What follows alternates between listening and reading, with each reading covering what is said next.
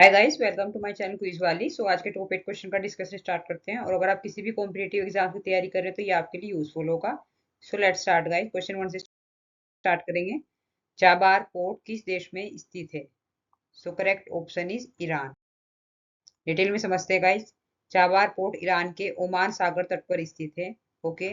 और यह भारत, ईरान और अफगानिस्तान के बीच एक महत्वपूर्ण सामरिक और व्यापारिक परियोजना है। ओके। इस पोर्ट से भारत को अफगानिस्तान और मध्य एशिया तक पहुंच के लिए पाकिस्तान को बाईपास करने का सीधा रास्ता मिल जाता है। ओके। और भारत इस पोर्ट के शाहिद बेहिश्ती टर्मिनल का विकास कर रहा है। चाबार पोर्ट को अक्सर भारत का गेटवे टू अफगानिस्तान और सेंट्रल एशिया कहा जाता है। तो सभी अभी हाल ही में क्या खबर है इससे रिलेटेड कि ट्रंप ने इसका प्रतिबंध लगा दिया है चाबार पोर्ट का यूज करने का। ओके। भारत पर। ठीक है। आगे बढ़ते हैं। क्वेश्चन 2। हाल ही में इंटरपोल की एशिया समिट आयोजित करने के लिए किस देश को चुना गया है? Okay. Correct option is Bharat. Detail में समझते हैं गाइस। इंटरपोल का पूरा नाम इंटरनेशनल क्रिमिनल पुलिस ऑर्गेनाइजेशन है और यह अंतर्राष्ट्रीय पुलिस सहयोग को बढ़ावा देता है। इसका मुख्यालय कहाँ पर है? हेडक्वार्टर लियो में, फ्रांस में। ओके। आप याद रखेंगे 1923 में स्थापना हुई थी इसकी। और शुरुआत में इसमें इसे इंटरनेशनल क्रिमिनल पुलिस कमीशन कहा जाता था। ठीक है। उसके बाद में ऑर्गेनाइजेशन कहा गया। 1956 में इसे इंटरपोल नाम दिया गया। अंतर्राष्ट्रीय अपराधों से लड़ने में मदद करता है, जैसे आतंकवाद, मानव तस्करी, साइबर अपराध आदि। ओके। और ये फिर क्या करता है? यह देशों को रेड नोटिस जारी करता है ताकि वांछित अपराधियों की जानकारी दी जा सके। आगे बढ़ते हैं गाइस। हाल ही में दक्षिण कोरिया में भारत के राजदूत किसे नियुक्त किया गया है? ठीक है। Correct option is Gorang Lal Das. Okay. और ये कब से सेवा देंगे? आधिकारिक घोषणा 17 सितंबर 2025 को विदेश मंत्रालय ने की थी। और इन्हें दक्षिण कोरिया में अपना अगला राजदूत नियुक्त किया गया है। ओके। आगे बढ़ते हैं गाइस। ईपीएफओ ने हाल ही में कौन सी नई सुविधा शुरू की है? ठीक है। Correct option is passbook live. समझते हैं गाइस। पूरा नाम क्या है इसका? Employees provident fund organisation. और इसकी स्थापना 1952 में और नई दिल्ली में हेडक्वार्टर है इसका।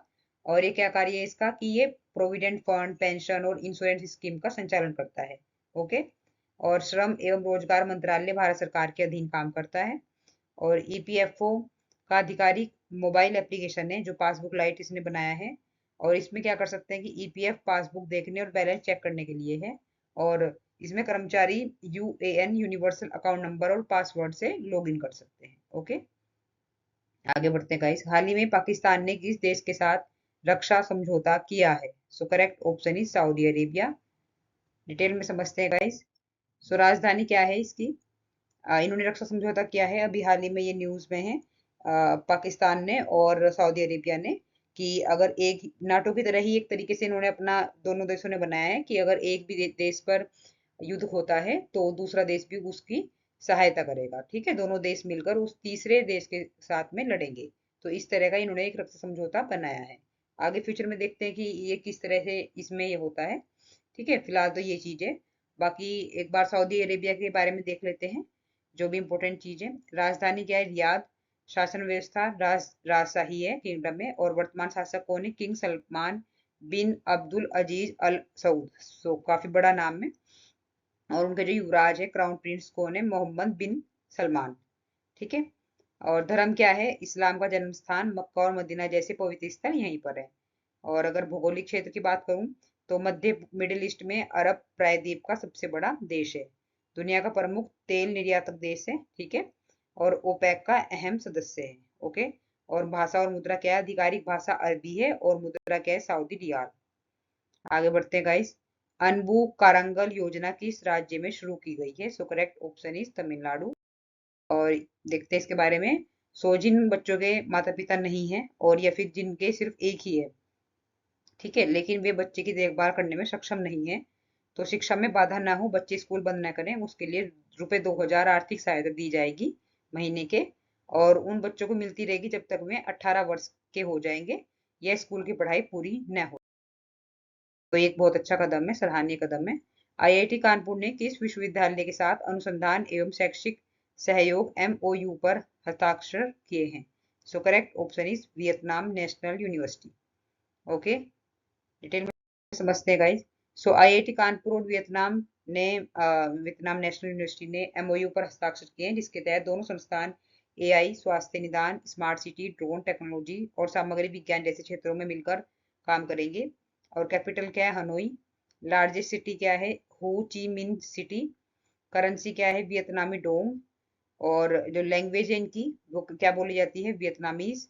और वियतनाम चीन, लाओस और कंबोडिया से सीमाएं साझा करता है। सो किस किस कंट्री से बाउंड्री शेयर करता है ये आप ध्यान रखेंगे? चीन, Laos, Cambodia.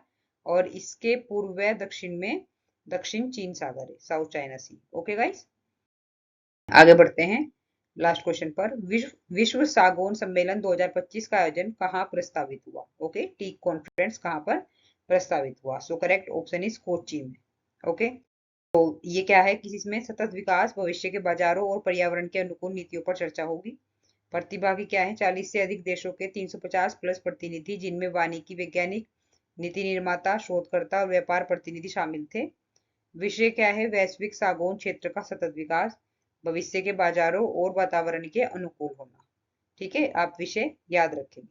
So thank you so much guys, आज के लिए इतना ही। और अगर आपको मेरी वीडियो से थोड़ा भी यूज हो रहा है, आपको फायदा मिल रहा है, सो प्लीज मेरे चैनल को लाइक, सब्सक्राइब और शेयर कीजिएगा। थैंक यू गाइज, जय हिंद।